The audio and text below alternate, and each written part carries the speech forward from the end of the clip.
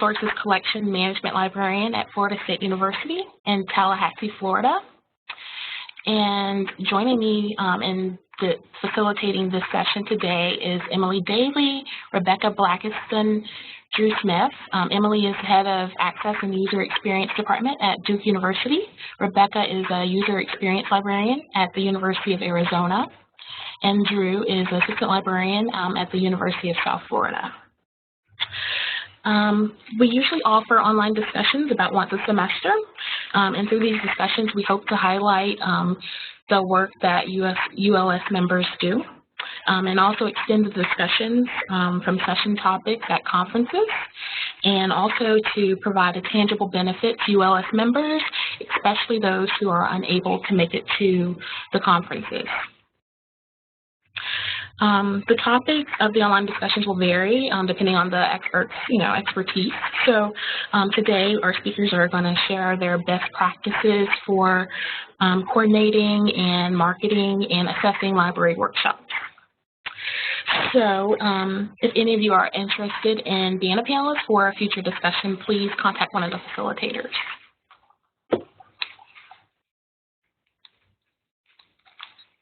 Okay.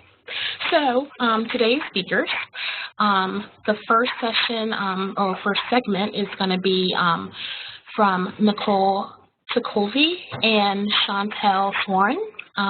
Nicole is the Information Commons Team Leader at University of Tennessee at Chattanooga, and Chantel is the Assessment and Outreach Librarian, also at the University of Tennessee at Chattanooga. And then the next program will be Liz Millitz, Head of Digital Scholarship and Services at Duke University. And then rounding out the panel will be Joel Herndon, Head of Data and Visualization Services at Duke University. We want our time today to be a true discussion, so the presenters will be doing their best to interact with each other and also with you. Your way to interact with the speakers will be through chat, so please use the chat session to post your questions, and Emily will moderate the questions at the end of each segment. Rebecca and Drew are available to help you with technical difficulties, and I know at the beginning of the chat session there was a number also for the WebEx contact as well. Please request Rebecca and Drew's help using the private chat option, so this way we can leave the main chat open for group discussion and questions. We are recording the session today, so all the link to the recording will be sent out to all the registrants for the session. So without further ado, I will turn it over to Nicole and Chantel. Sources Collection Management Librarian at Florida State University in Tallahassee, Florida. And joining me in facilitating this session today is Emily Daly, Rebecca Blackiston, Drew Smith. Emily is Head of Access and User Experience Department at Duke University. Rebecca is a User Experience Librarian at the University of Arizona. And Drew is Assistant Librarian at the University of South Florida. We usually offer online discussions about once a semester, and through these discussions we hope to highlight the work that ULS members do, and also extend the discussions from session topics at conferences, and also to provide a tangible benefit to ULS members, especially those who are unable to make it to the conferences. The topics of the online discussions will vary depending on the expertise. So today our speakers are going to share their best practices for coordinating and marketing and assessing library workshops. So if any of you are interested in being a panelist for a future discussion, please contact one of the facilitators.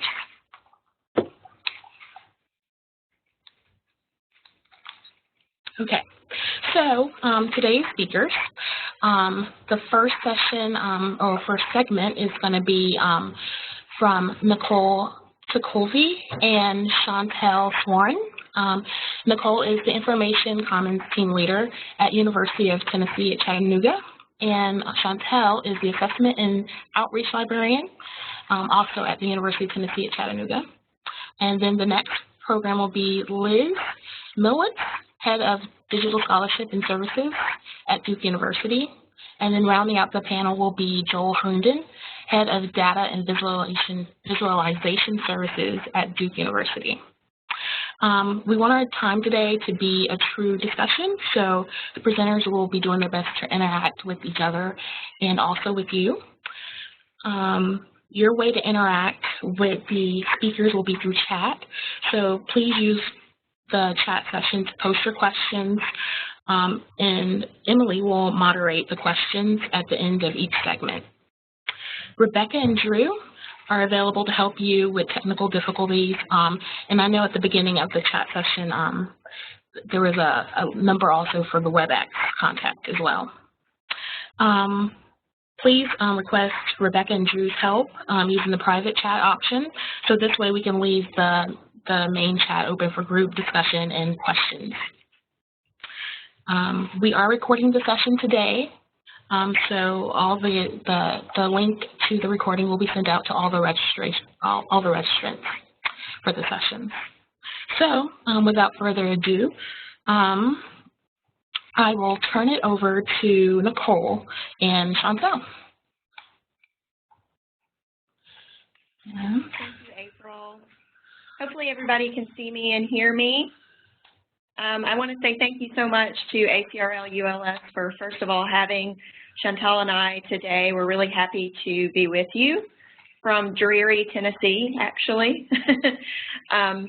We're here today to talk about our workshop series at the University of Tennessee at Chattanooga. This came about because Chantel and I actually presented a poster at the ACRL conference. And the theme of ACRL this year was sustainability.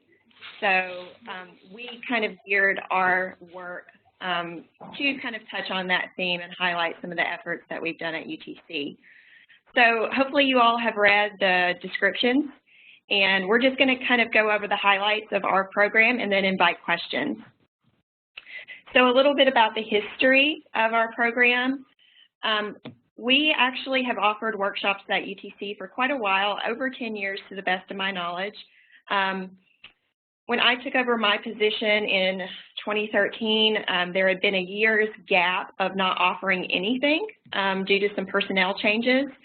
So when I came into the position, I was tasked with kind of reinvigorating this workshop series and getting it back up and running. So we were trying to basically strategically plan the series to make sure that we were offering things that students would really want to attend and that we had the right librarians teaching those workshop sessions. Some of the problems that we were kind of experiencing were some spotty attendance, depending on kind of what we were offering. And also, we weren't collecting as much data about who was actually showing up to these sessions. So we knew that there were some improvements to be made. And I probably should have said this at the very beginning, but there is no magic answer about library workshops. We certainly do not have everything figured out at UTC. What we learned from ACRL is that many of us are in the same boat with these library workshops, so we're all trying to figure it out and kind of make these measurable improvements. And that's hopefully what we'll talk about today, are some of these measurable improvements that we made. So when we started planning, we did a quick survey to all of our library faculty and staff and kind of asked just, what are you interested in offering to students and where are your expertise? That really helped in the planning process to match the right librarian with the right workshop. We really did try to play to our strengths when planning. The librarian you see pictured here actually is teaching a workshop, and he has a background in philosophy. So we kind of paired him with our plagiarism workshop because he's very confident in kind of sparking this back and forth discussion with students and challenging some of their assumptions. So he was great with the plagiarism workshop.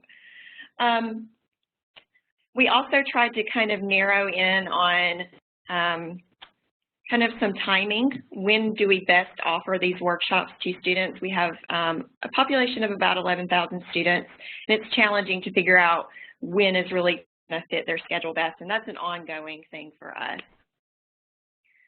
One of the ways we did start to make improvements is by trying to do more strategic partnerships with other campus units. So we reached out to the Center for Advisement and Student Success, which we had previously had a partnership with, and really kind of tried to spark that partnership again. They marketed the workshops to their students, and we saw an increase in attendance based on that. We also worked with the Writing Center to offer a workshop that was actually co-taught by the Writing Center, so we actually got some help in offering some of these workshops as well. On citations, so integrating citations into your writing, and then we would talk about the mechanics of the citations.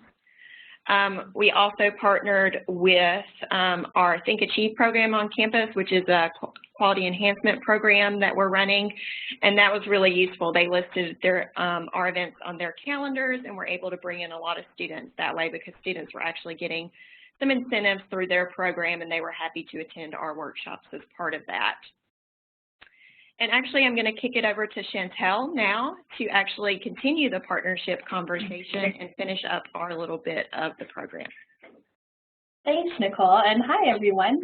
So as Nicole mentioned, we've been trying to work with partners across campus for a long time, and I know that we've struggled a little bit in the past with getting coordination just because, every department has their own deadlines and budgets and objectives, and sometimes it was difficult to schedule times when we could co-offer workshops. But just in January of this year, we moved into this brand new $50 million building, this new library, which we're so happy with, and it made a big difference. It's very interesting to see how many people want to work with us now because we have this beautiful new space. So we're going to try and leverage that interest and excitement about the physical space to take advantage of the possibilities and the opportunities to co-present workshops. So both with partners that we've worked with in the past, like Nicole had mentioned, the Writing Center and some other folks, and some new opportunities that maybe will come about because of this. In our new 5-story building, the Writing and Communication Center is here, as is our Center for Teaching and Learning, and we've just got new building partners. The Advising Center is here. We'd love to have Career Services come in and expand on some of the workshops that we've been offering. So I think it's really exciting that we've got new opportunities that we can hopefully capitalize on. In terms of promotion, obviously, as Nicole mentioned, we've had workshops in the past. This is not a new thing, but over the last couple of years, we've really tried to present sort of a cohesive, united approach to how we talk about these workshops across campus.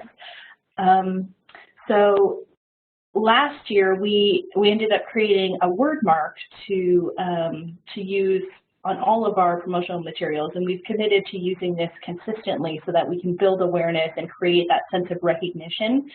Rather than treating every workshop as a one-off event, we really wanted to showcase the whole host of workshops that we were offering across a number of different topics and throughout the semester. So this Learn at the Library that you see on your screen there, that mark, is used on every piece that has anything to do with workshops. So we use that on all the web and print listings of workshops and advertisements to tell people about it. We use it on all sorts of promotional materials. You can see a picture of the water bottles there. I have one here too. We love our little Learn at the Library. We've made buttons, and we even go so far as to use that same mark on the sign-in sheets that students or any attendees fill out when they attend a workshop. So we just want to really reinforce that idea that this is not a one-off event, and really give some context and help attendees understand that this is an ongoing program, and there's more to it than just any one individual workshop. So yeah, we've used that consistently across, and we've created calendars and posters and web promos, and we've written emails. And I guess, like Nicole said about, overall there's no magic answer with workshops. There's also no one individual thing that's really helped us with promotion. It's just constant, consistent getting the word out in every way possible, using every available channel. So that's something we're doing, and it's a lot of time, but then, ultimately we want people to know about these things, so it's worth the effort, we think. When it comes to assessment, we've always monitored numbers of workshops, the individual workshop and how many people came. And then that's also not a new initiative on our part, but what we've really tried to do is be as precise as possible. So we're taking a look at the last few years, and then also really focusing in on the last couple of years to try and identify trends that will help us when we're planning and scheduling upcoming workshops. So we're looking at very specific information, like time of day, day of week, week within the semester, and we're trying to identify, what is the best time and location to offer these things. And as you can see on the screen here on this calendar, we test a lot of different options too. We've offered the same workshop 3 days in a row to see, is there one day that works better for people? And then using that data, next time we go to offer that, we can offer it in a way that we know is going to be successful. And we'll do that throughout the semester. We'll do some of our productivity suite offerings like Excel and Word and PowerPoint, Prezi. We'll do those early in the semester, later in the semester, and we'll just see, not only is that maybe going to be helpful for different students, faculty, and staff at different times, but we also want to see, is there a big surge in attendance when we're offering it in week 3 of the semester versus week 11. So there's some stuff that everybody knows. We know not to schedule workshops over spring break. That's a given. We're not, inventing. We didn't come up with some magic formula there. But, we definitely want to take a look at what's happening within the library. We want to look at instruction librarians' workloads throughout the semester and try and leverage them in times when they're going to be available to offer workshops, and then times when the instruction load is heavy, we're going to leverage our partners. That's when we'll get the Writing Center director to come in, or someone from the grad school to come in and offer a workshop. So we want to be smart about how we're using our internal resources, and we also want to look at what's happening around campus. If there's going to be a big basketball final on a Monday night, we're not going to offer a workshop the next morning. And we just want to be aware of what's happening in our audience's lives, particularly students, if there's big events happening around campus. So we're just trying to be smart with our scheduling, and we're constantly looking at it. It's an ongoing thing. And then something new that we're doing this semester is sort of tracking at the individual level. So like I said, we've always monitored attendance in the aggregate, so we would know, we had 15 people that came to this workshop. But what we're going to try to do is track at the individual level. So we ask different questions at different times. If people register in advance for our workshops, we ask them at that point, how did you hear about this workshop? And then at the workshop itself, we have a sign-in sheet, because drop-ins are always welcome.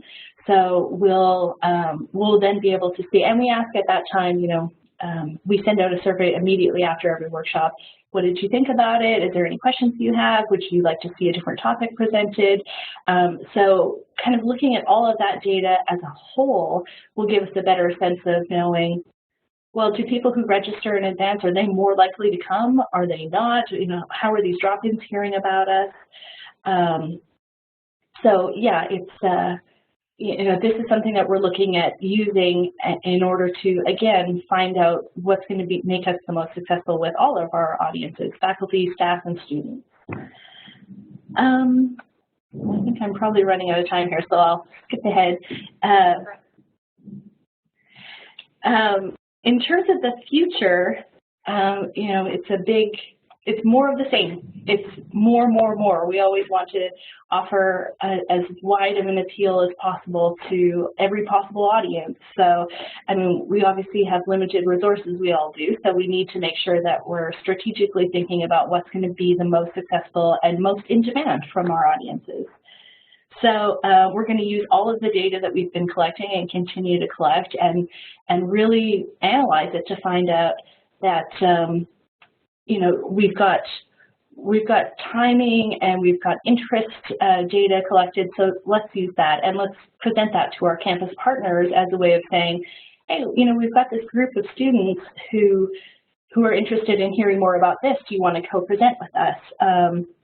And like I mentioned earlier, that's probably going to be easier now that we're in a space that everyone wants to be in. So it's a good opportunity for us to leverage that. Hey, we've got the traffic, we've got people in here, we've seen our traffic increase steadily throughout the semester, and this is just probably because we have a Starbucks in the library, but we definitely have consistently high attendance levels just as a library as a whole. So, you know, when we walk over to different departments and say, you know, we'd love to offer a discipline-specific research session. Do you want to work with us? And you want to get your tools out there. So let's take advantage of your time and content and our audience and work together. So. So yeah, more of the same and continued promotion, and we've put a lot of time and energy into this workshop series program, and we don't want to lose that momentum. So we want to just take advantage and continue to grow and expand and reinforce all of the effort that we put into it and all of the buy-in that we've created on our campus. Great. Thank you so much, Chantel. So we have a few questions here from the audience. One, it's a question I had as well. What is your specific QEP at UTC, and how do your library workshops fit into it? You mentioned that you've motivated or you've had some partnerships based on your QEP. Can you tell us a little bit more about that? Sure. I can speak to this, Chantal, if that's okay. So our QEP at UTC is actually called the Think Achieve program, and there are a few different elements within the QEP program, but there's some experiential learning that students actually do either within the classroom or outside of the classroom, and then they have these Think Achieve experiences, as they call them, and that's what the library workshop is actually a part of, is these experiences. Students will be encouraged to take place in these events. They could be discussion forums, lectures, and in our case, workshops. And by going to these different experiences throughout the year, they actually get certain incentives, like they get to register early, and for freshmen, that's really important. So it's nice to see the freshmen come to our workshops because of this kind of registration benefit. So we're happy to have them in that way. So, yeah, and you can find out about UTC's QEP program by just Googling Think Achieve UTC as well. That's helpful. Drew, did that answer your question? And then I see another question related to faculty. So again, another partnership question. Liz Milowitz, one of our panelists, asked if you find that workshops are more successful when you team up with faculty, either as presenters or perhaps to offer incentives to students for coming to your workshop. And Nicole, I'll take this one if that's cool. I would say absolutely. We send out a weekly email to students. We have a listserv for all active students, and we'll send a note out about what's happening at the library this week. So not just workshops, but any other events that might be happening.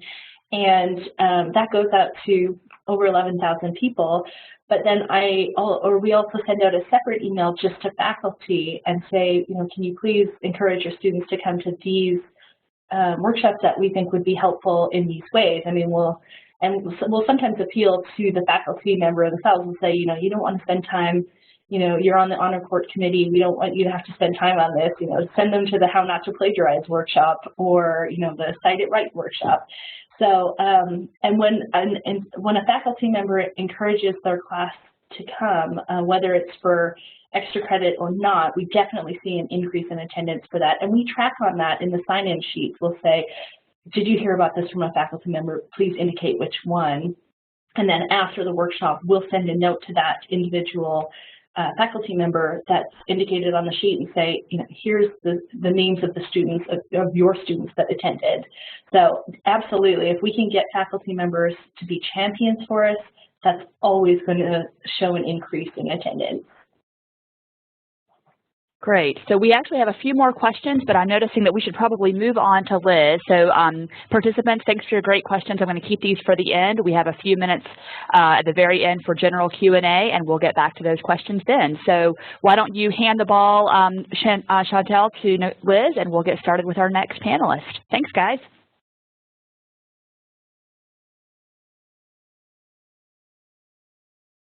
Okay. I'm not sure if you can hear me. I don't see me, but I'll go ahead and start. This is Liz Milowitz from Duke University. I'm going to talk a little bit about, I'm going to actually try to keep my comments fairly minimal so that we can spend a little more time in Q&A, because there's lots of really good questions that came on, and I'm also going to try to address some of the questions that others were asking, because there were some really great questions. Whoops, sorry, human error with my video. So at Duke University, we began in 2012 in the fall to start offering a series of digital scholarship workshops. The goal for us was to really touch on things that were of interest, but that weren't being addressed by other groups on campus. We have a great program that you'll hear about in a minute from Joel Herndon that Data and Visualization Services runs. And what we were really working at was trying to fill gaps where we knew there was interest but people were not so familiar. So that said, we already acknowledged that our audience is a little niche. So we weren't going to try to canvass the entire university. We had very realistic expectations about what our audience size would be. And we also recognized early on that we wanted to, we really need to work with a lot of different groups on campus to figure out what they most needed and try to make sure we reached out to them. So I'll talk really quickly about some of the ways we approach this. And I'll say that ours is a very small department. It's myself and one other person. And for our series, we, for a while there, I've done just the work myself. Then we both shared it. And then this past spring, we were able to also have a graduate student assistant. So all of that is helpful. But I will say that one can run a successful series by themselves. I think that it should have come out in this presentation and probably through the other commenters, that a lot of this really has to do with understanding who your audience is, having really good partnerships, and getting the kind of feedback through assessments that help you understand your attendance and how to improve that. So we found for us that one thing that was really helpful was to organize our program around a topic. And so we would approach these more as series. We started out with a weekly series. We had events around the idea of textual analysis. That was the text to data series. And we had overall 9 events, separate events that ran over a fall semester. I will underscore this probably more than once, but for your own sanity and for the memory of your potential audience, it's very, very helpful to keep these, at least for us, it was very helpful to keep these the same day every week, the same time every week. We used the same logo on all of our materials. I really want to underscore what I heard from UTC. That's a great idea. Have a brand. It gives this consistency. It helps people remember you. And to the extent that it's kind of helping to connect all of these disparate events, it helps people kind of keep that in their brain and go, oh, yes, I remember that, and then share that information. And then when they see it on things like a website, the library's website, or they see a poster, that recognition happens a lot faster. So that uniformity was really great, and certainly if it happens the same time every week in the same place, it makes it so much easier on you if you're the one individual who's doing it to be able to schedule that and make sure you have enough time and make sure everything gets done. We also did this on a monthly basis. Last academic year, my department colleague and I worked together on the Doing DH events. Those were roughly monthly. We did group those based on feedback that we had gotten from text to data. We grouped those as both workshops and presentations. And so we worked together on that. We also added in with that group some additional paying honoraria to different workshop leaders. We added food. I'll talk about that. That can add lots more complication and cost, but there are ways to manage that. And then finally, we had the other kind of type of programming that we did was kind of what I'll call short run. This is very partner-driven or event-driven. I know other groups that are libraries, for instance, the Scholar Communications group does open access events. So that week, they'll have kind of this short run of events, different types of events, different days, different locations that are all grouped kind of around this, again, this kind of topic that's really helpful. It gives them this easy way to promote it. For us, we ran this particular event, as you read, in the promo materials or the kind of the background materials ahead of time, that we organized this with the new group starting up on campus, the PhD Lab in Digital Knowledge.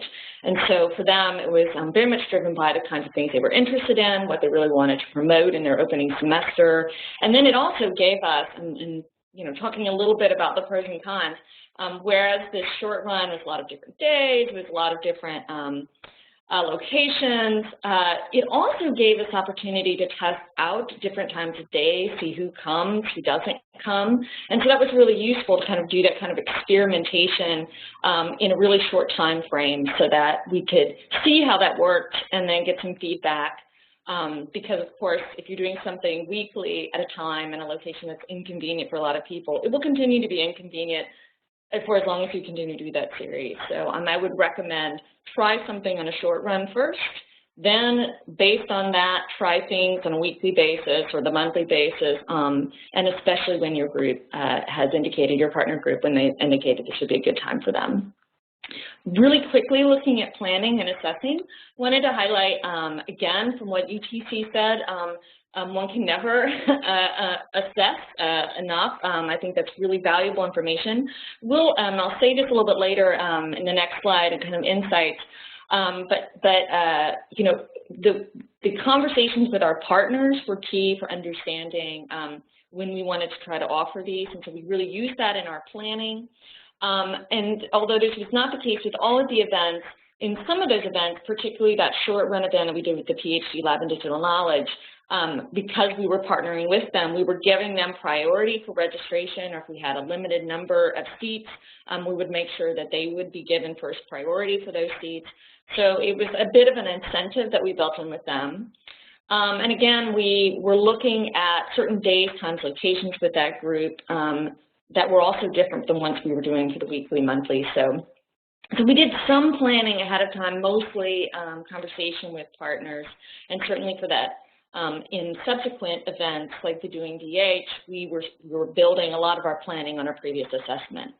The assessment that we had available to us, the different data that we could use, consisted of our roster of people who had registered for the events, because we used an event registration system. We also would collect sign-in sheets during the event so we can actually see who actually attended the event. We would have follow-up conversations with our event partners to see what went well, what they liked, didn't like. And then we also would do either post-event, immediately after the event, or at the end of the whole series. We actually did both. Qualtrics surveys where we asked questions about, you know, logistics, how did this work for you, but also impact, what was the value, what worked, what didn't work, what would you like to see. I wanted to know also really more from UTC about some of their assessment. I will say that for us, or for me personally, I've talked to different people about whether you register or not, you know, should we require this? I don't recommend that you require registration unless you really have certain constraints on how many people can attend, be it room size or be it the number of computer accounts that you have to work with, the number of people you want hitting a particular tool at the same time. But I will say, I personally have found requesting that registration immensely valuable. I really can't underscore how much great information you can get through your registration system. Ours also, not only did it give us information about academic status, disciplinary affiliation, email addresses, but when people registered, so you get a sense of how quickly people come in. It also managed waiting lists. So, well, to a degree, it didn't actually move people up once someone had canceled, but it did allow us to track and see. And so with that information in the process of running an event, so in the case of doing DH, we had really high interest in workshops for a Digital Humanities Data and an OMECA workshop. So because of that, we had, in fact, 92 people for one on DH data, and we had 66 people who registered for one in OMECA, and our space could really only accommodate around 30 tops. So based on that information, we offered on the fly subsequent workshops. Also, in different locations, we got some feedback from people, I would really like to attend, I can't because of this, and so we were really able to immediately turn that around, offer the additional workshops. And the other thing, it was really useful for us to compare who registered and then who actually showed up. And what we have found generally is that we will get fewer people who register than who actually show up. So it also gave us a sense of should we be anticipating more people turning out. It gave us a sense also of, and certainly for budgeting in the future year, if we want to have some sort of events that have receptions or that will have lunches, that we need to consider that as part of our planning. So getting to some of the insights and considerations, hitting these really quickly, and then we'll go to questions, and there's one more slide after this that I really want to hit really hard. Location and timing, I wouldn't obsess too much about where and when you're having it, to the extent that you recognize that it's always going to be inconvenient for someone. So the real question here is, who do you want to attract? Who are the partners you're working with? Who are the people that you think would be best served by these? And then really work with them to try to find that time that would work. That said, we have found lunchtime seems to always attract a good audience because people usually take the time for lunch, and why not learn something while they're doing that? So when we have those types of things, certainly workshops, not so good for that, but if you have just a general presentation to raise issue awareness or to share information, that's really helpful. And someone just asked a question, do you offer food at all programs, not workshops? No, we don't actually. When we did our text to data series, we offered no food at all. We had really good turnout. We had, on average, 25 at each event. And actually, on average, for text to data, we had about 15 who would register, and then we had 25 who would show up, and then that varied a little bit, and some of those were much higher. We had around 50 for one of those events. But we never offered food for that. It was the middle of the afternoon. That also tends to be a pretty good time, mid to late afternoon. I mean, there's never going to be a perfect time. There are plenty of people who would have loved to have had there, but couldn't make that time. But that tended to work well. I will say that I wouldn't overthink food too much, and I would focus on really just making sure you have the content that people want. Food is obviously going to affect your cost. So think about that before you make that a kind of a primary driver before building your series. And then I would also say with publicity, again, who is your audience and who do you want to attract? We were very fortunate at Duke that we have a great communication department who also has a really strong blog and then gets information out on our website, and we consistently hear that people find out about our events on the website. My main point, and I hope this is the one that a lot of people take away, have a good partnership. Know who you're doing these workshops for. Work with them to determine location and timing. Work with them to help defray costs. There may be other groups on campus who be willing to pitch in a little bit if you really think having some snacks and some water is going to make a difference. $200 can probably cover this for multiple workshops. And those same people can help provide your audience, your publicity. They might even help you to identify speakers or even help with the cost of bringing in speakers. So I'll jump to questions and encourage people to also go back to the background documents if there are specific things that you were interested in from there and I didn't cover. All right, great. Thank you, Liz. And we do have a couple of questions. There is a lot of interest in the registration and sign-up procedure. So some of these questions are left over from Chantel and Nicole's bit. Would you like to speak first, Liz, about the registration system, including the software that you're using? And then we'll give Nicole and Chantel a minute to talk about their registration and sign-up sheets. Yeah, absolutely. Ours is a homegrown system. Well, fortunately and unfortunately, depending on how you feel about the system, we'll need to shut it down sometime soon. We are looking at going to LibCal. Some of the benefits we have found in our system, and Joel Herndon may also be able to speak to this as well, since he uses the same system, is that it does allow a space for us to provide links to materials people need ahead of the event.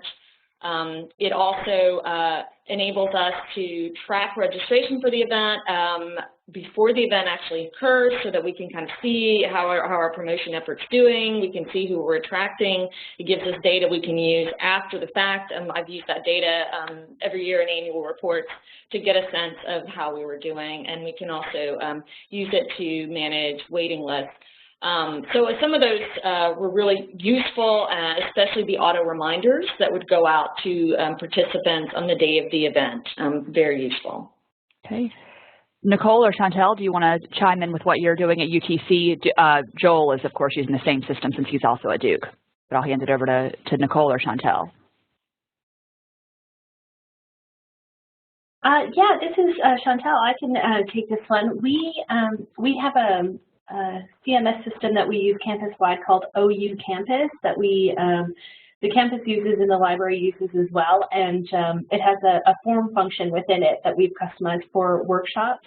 So it's not perfect, but it's definitely helpful. And we, like Liz, I mean, we always say that registration is encouraged but not required, because we definitely do want to get that info in advance. But the OU Campus feature, it's still very manual. We still have to manually send out the reminder emails and track on between the sign-up sheets and the registration forms, but OU Campus is what we use.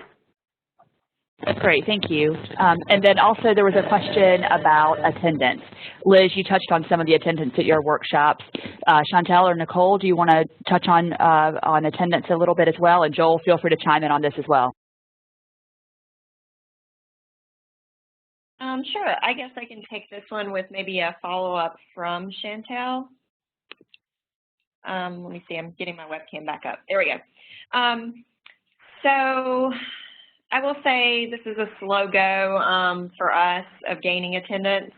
We're not, turning them away at the door or anything like that. But to the best of my knowledge, before I took over the series, from the data that I was able to find that my predecessor collected, we were averaging about 4 people per workshop.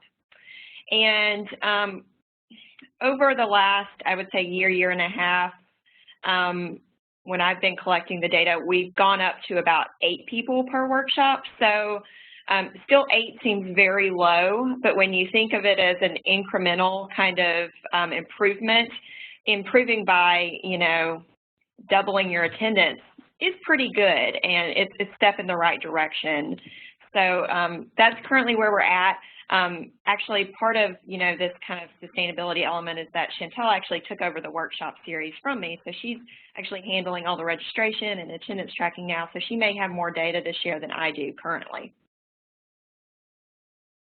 Well, and I think that's a good point. I don't really have any special numbers, but I took over this semester, and so I've been, just myself looking at the registrations throughout, and I will say that we ended our workshop series on the high note, because last Friday was our final workshop offering of the semester, and it was on a Friday afternoon, which we typically avoided.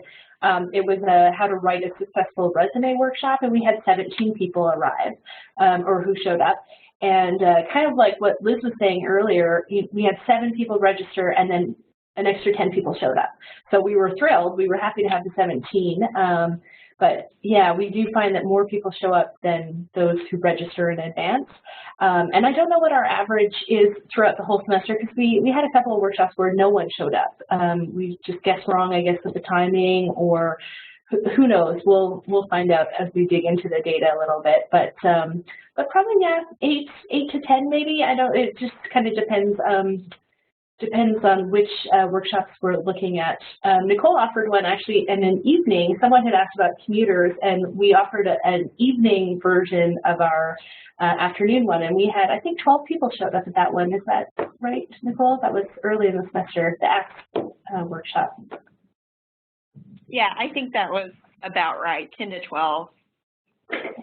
Great. Okay, so we still have questions coming, but I think we'd better hand it over to Joel so he'll have time to get his presentation in, and then we'll still have a few minutes at the end for questions. So please do keep the questions coming. And Joel, why don't we hand it over to you? Liz, if you want to pass the ball to Joel, we'll hand it off to him.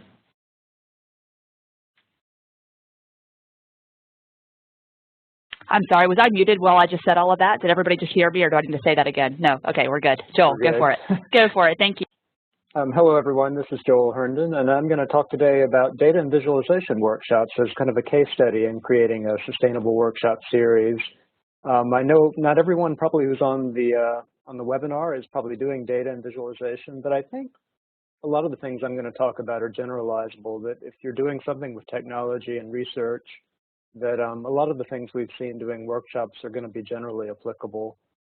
So let me talk a little bit about our program, some of the trends we've seen over the years. Much like UTC, we've been doing workshops for probably about a decade now.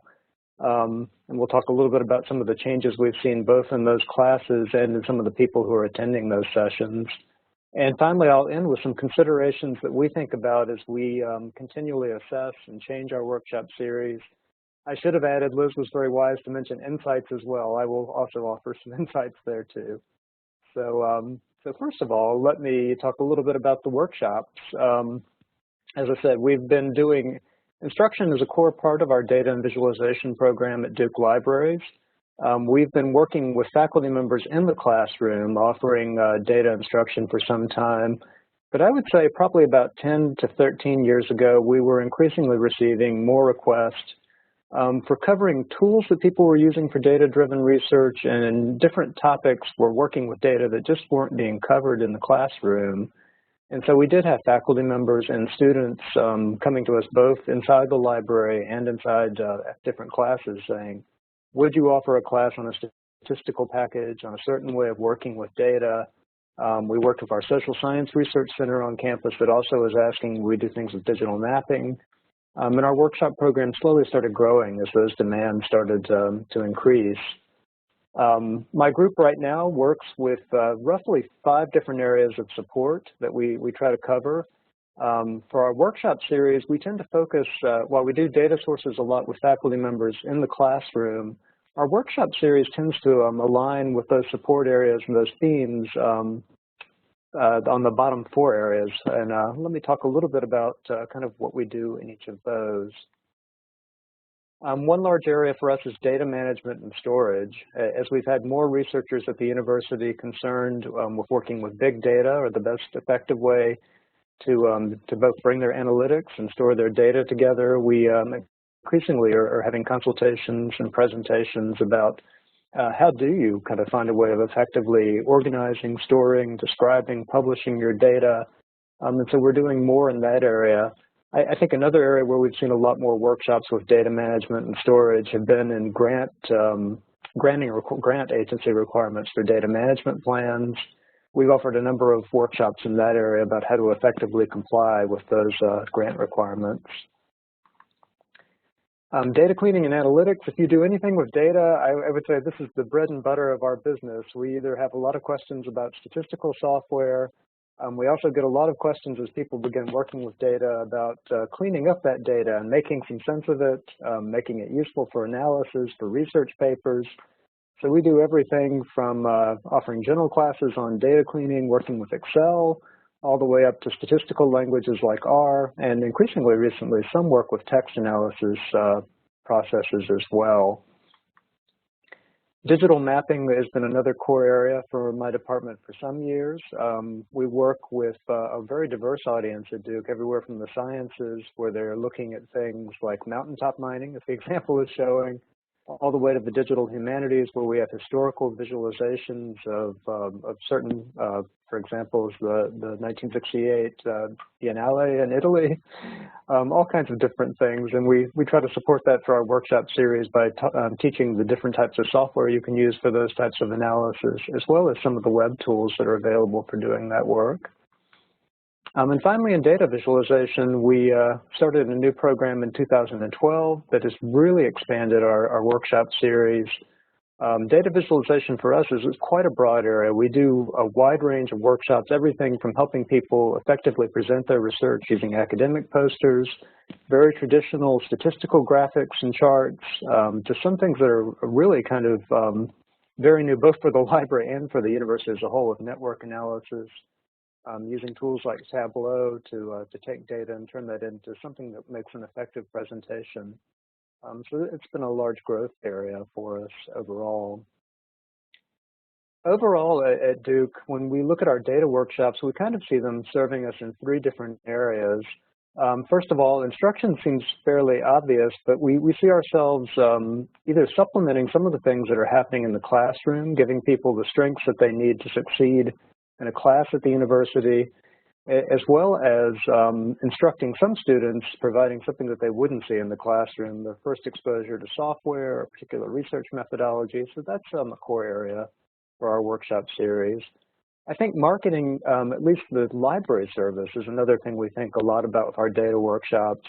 We tend to focus very closely, as I said earlier, on those 4 themes, if not the 5 themes in what we do. And we want to make people on campus aware that the library is providing services in those 5 areas. And so the data workshops are a way for us to advertise on campus that you can come to the library and get help with digital mapping, data visualization, working with statistical tools. And we spend a lot of effort in our marketing, as the other speakers, both Liz and Nicole and Chantal from UTC were saying, trying to reach out to different campus units, letting them know that we have this series, co-listing our workshops with other campus units to increase our audience. So marketing is a huge thing.